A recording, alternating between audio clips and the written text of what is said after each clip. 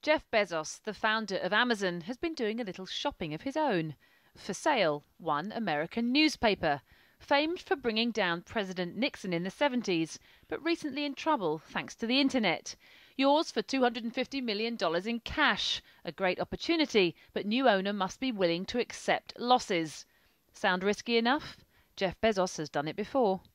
OK, so he hasn't bought a newspaper, but the Amazon boss has built a multi-billion-dollar corporation.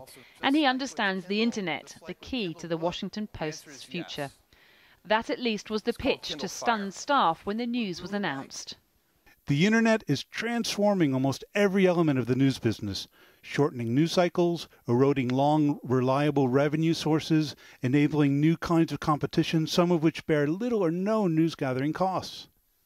We're the people with a smile on the box. And the man behind the Kindle is, of course, right.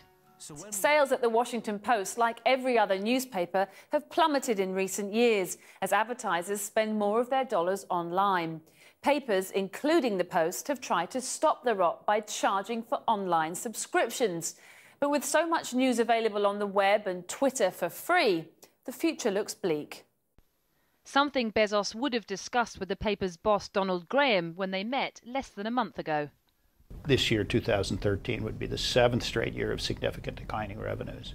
We've innovated a lot, and if I look back all those years, I'm amazed and impressed by how successful our innovations have been in audience and quality, but the revenues we've got from those innovations haven't offset the continued pounding decline.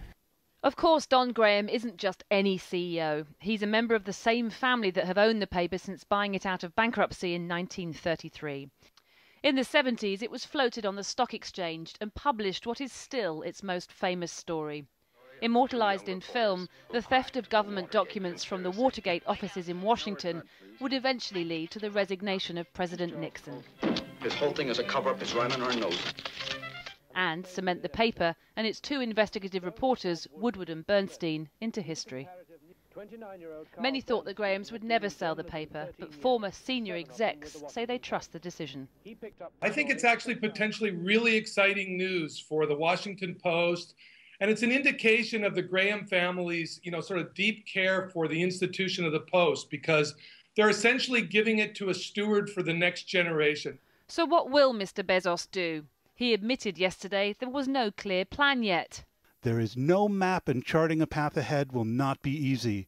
We'll need to invent, which means we will need to experiment. But experimentation is what he does best. Remember, this is the man who started Amazon in his garage with a loan from his parents and became Time magazine's Person of the Year just 5 years later. He said risk is a necessary component of progress. And it doesn't get much riskier than spending $250 million of your own cash buying a newspaper with declining sales. But Bezos loves a challenge. He's obsessed with consumer behavior, analyzing consumer behavior and responding to consumer behavior effectively to run his business. He doesn't run a business to make short-term profits. He runs businesses for the long term. He runs sustainable businesses. And that is the biggest challenge that a newspaper business like the Washington Post faces today. Post insiders were quick to air their views on Twitter yesterday. "Have I mentioned I love Amazon?" said one. "Pretty emotional to watch Don Graham announce he is selling the Post. A sad, historic moment," said another. And this, which seemed to sum up the mood of most. Holy smokes.